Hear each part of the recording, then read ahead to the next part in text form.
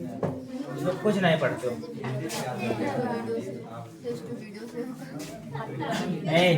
आवाज न करो, नहीं जानते तो कम से कम चुप होकर तो पढ़ो। देखिए आपको पहले सुनिए, एक क्या होता है कि चुप रहो। सबसे पहले क्या ले गॉस का नियम लिखेंगे, गॉस का नियम, और उसके बाद में चुप रहो, इसके नियम की उपपत्ति करेंगे। यानी जो सूत्र है उसके में क्या करना है, उपपत्ति करनी है। ठीक है, उपपत्ति मतलब होता है निगमन करना, उत्पत्ति नहीं। उत्पत्ति का मतलब होता है निकालना। पहले बात समझ लीजिए, जो चीज आप निकालते हैं उसको उत्पत्ति कहते हैं, लेकिन जो थ्योरम होता है उसको उपपत्ति कहा जाता है। जैसे आप मान लो क्या नाम है, कहीं कुआं है उससे पानी निकालेंगे, नल से पानी निकालेंगे, तो नल से पानी निकालना वो उत्पत्ति है, लेकिन जो पानी बना है वो आपने नहीं बनाया है, वो किसने बनाया है, प्रकृति ने। किससे, हाइड्रोजन और ऑक्सीजन से।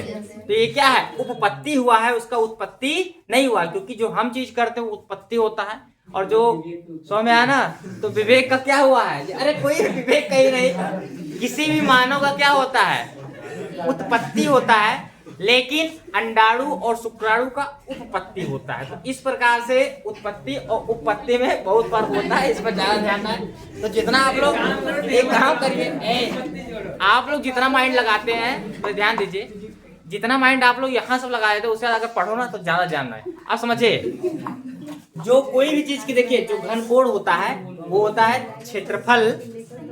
देखिए घनकोण क्या होता है, एक बंद पृष्ठ होता है। देखिए क्या होता है कि गॉस का नियम, अब उत्पत्ति क्या करना है समझिए, हाई ई बराबर बात ना करो, क्यू बटे इप्सिलॉन नॉट। सुनिए, यही आपको निकालना है। ये होता क्या है, गॉस का प्रमेय एक काल्पनिक पृष्ठ होती है, हम केवल कल्पना करते हैं। काल्पनिक पृष्ठ का मतलब क्या होगा, एक बंद पृष्ठ। बंद पृष्ठ क्या होता है समझिए, कि जैसे मान लेते हैं हम टॉर्च जलाते हैं, आप समझिए ध्यान से, कि जो टॉर्च होता है, आप कभी देखिए यहाँ बनाते हैं,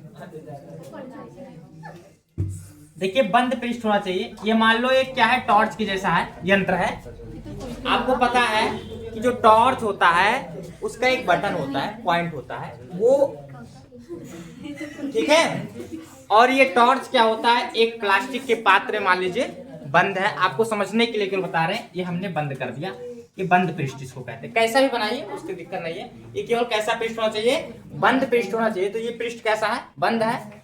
इसका जो केंद्र है, यानी जो पृष्ठ है, अगर क्यू आवेश से घिरा हुआ है तो यहाँ क्यू बटे इप्सिलॉन नॉट होगा।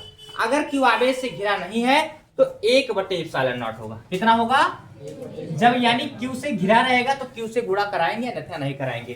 तो यहाँ प्लस क्यू आवेश रखा हुआ है, और जहां ये छोटी सी बटन लगी वहां एक पॉइंट है, एक कोण बनता है, बंद पृष्ठ को घन कोण कहते हैं। इसे हम यहाँ प्लस क्यू क्या है, आवेश रखा हुआ है, और इसका जो कोण है वो डी ओमेगा है, यानी इसको हम क्या है, घन कोण है। जो कोण बना है वो क्या है, डी ओमेगा है। इसके केंद्र से और यहाँ कोई बिंदु क्या है, पी है, इसकी दूरी कितनी है, आर, त्रिज्या की दूरी है। त्रिज्या दूरी कितनी है, आर है।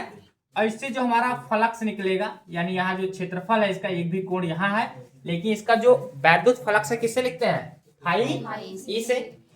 इप्सिलॉन नॉट इसका क्या है, चुंबकशीलता की विद्युतशीलता, विद्युतशीलता है ना। इप्सिलॉन नॉट यहाँ से चुंबकशीलता लेते हैं, क्योंकि चुंबकीय तरंग होता है, और जो 4 पाई होता है म्यू नॉट, ये चुंबकशीलता एक विद्युतशीलता होता है। तो इप्सिलॉन नॉट क्या है, विद्युतशीलता, और जो म्यू नॉट हो क्या होता है, चुंबकशीलता। वही तो लिखते हैं ना, म्यू नॉट इप्सिलॉन नॉट में संबंध है।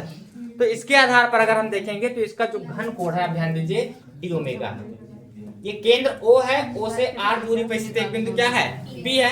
यहाँ जो कोण बना है, मान लेते हैं थीटा कोण बना है। कितना, थीटा कोण बना है। इसका जो वैद्युत क्षेत्र है यानी E है, और ये इसका जो क्षेत्रफल है dA है। देखिए छोटे से, देखिए जहां हाथी की बात चींटी की करे, हाथी के लिए डेल्टा मान लेते हैं। जहां बड़े कोणों का बात होता है उसको डेल्टा, डेल्टा मतलब जैसे हाथी।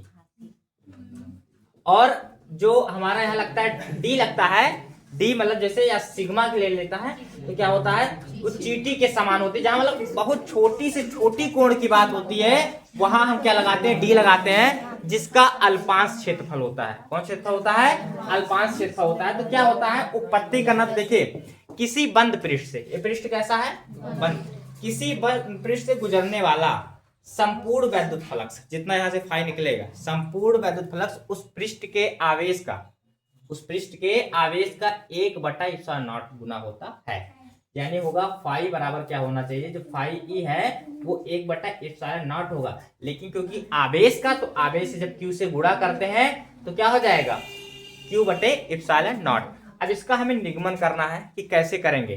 तो हम फ्लक्स का पढ़े, देखो क्या होता है फ्लक्स के लिए, E इंटू ए, इंटू क्या होता है, ए। तो किसी बंद पृष्ठ से गुजरने वाला संपूर्ण वैद्युत फ्लक्स उस मान के आवेश का 1/ε0 गुना होता है। यदि हमारा क्या है, जो पृष्ठ है अगर Q आवेश से घिरा है तो यहाँ जो हमारा सूत्र बन जाएगा फाई ई बराबर क्या हो जाएगा, Q/ε0। गुणा कराने के बाद में इसका हमें क्या करना है, निगमन करना है इसे हमें। तो जब उत्पत्ति करेंगे, क्या करेंगे, उत्पत्ति करेंगे, तो हम जानते हैं कि फाई ई बराबर क्या होता है, E इंटू ए, इंटू क्या होता है, ए, लेकिन कॉस थीटा, पूरा नेम लिखेंगे, ये क्या हो जाता है, कॉस थीटा। अब यहाँ देखिए जो हमारा क्षेत्रफल है वो अल्पांश क्षेत्रफल है, दिए है ना, बहुत छोटे से कोण के लिए, जैसे हम टॉर्च चलाते हैं तो ऐसे निकलता ना रोशनी, तो एक देखिए बाहर जाकर फैल जाता है। पहले जहां निकलेगा क्या होगा, एक बंद पृष्ठ से निकलेगा, बाहर जाकर क्या होता है, फैल जाता है। तो यहाँ E इंटू ए क्या हो जाएगा, कॉस थीटा। अब यहाँ अल्पांश है तो डी कर लेते हैं। अब चूंकि हम जानते हैं कि E मतलब होता है वैद्युत क्षेत्र, और वैद्युत क्षेत्र का मान क्या होता है, E बराबर 1/4πε0 इंटू Q/r²। ये वैद्युत क्षेत्र का सूत्र होता है। अब ये क्या होगा, E का मान, इसका समीकरण क्या मान लेते हैं, 1 में रख दें तो बताओ क्या हो जाएगा, फाई बराबर क्या हो जाएगा, 1/4πε0 इंटू Q अपॉन क्या हो जाएगा, r² इंटू DA इंटू क्या हो जाएगा, कॉस थीटा, मतलब ये अल्प छोड़ दो। तो यहां देखिए इसको ऐसा भी लिख सकते हैं कि फाई ई बराबर Q/4πε0 into DA cos theta upon क्या हो जाएगा, r²। अब ये होता क्या है, DA cos theta upon r² पे समझिए, ये जो छोटा कोण है इसको घन कोण बोलते हैं, क्योंकि घन के रूप में जो बंद पृष्ठ होता है घन कोण। अब कोण बराबर क्या होता है समझ लीजिए, जो कोई भी सूक्ष्म कोण है, घन कोण को जो होता है याद रखिएगा, जो घन कोण होता है उसको लिखते हैं हम डी ओमेगा से। किससे, तो घन कोण का मान होता है क्षेत्रफल बटे त्रिज्या, या क्षेत्रफल, ओ सॉरी, क्या होगा कि क्षेत्रफल,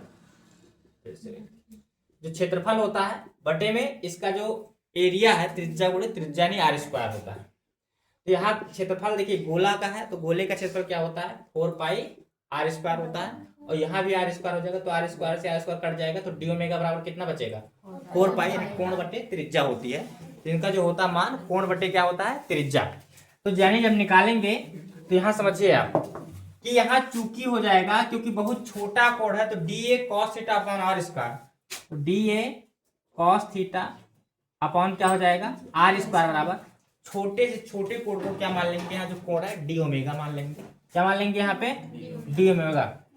और यहाँ फाई ई बराबर क्या हो जाएगा, Q/4πε0, तो DA जो cos थीटा इंटू क्या हो जाएगा यहाँ पे, डी ओमेगा। और चूंकि हम जानते हैं कि अगर हम, या यहाँ पे हम डी फाई लगा सकते हैं, क्या लगा सकते हैं, डी फाई ई, क्योंकि छोटे फ्लक्स के लिए निकालना है तो डी फाई। अब इनका क्या करेंगे, समाकलन करने पर, क्या करेंगे, समाकलन करेंगे।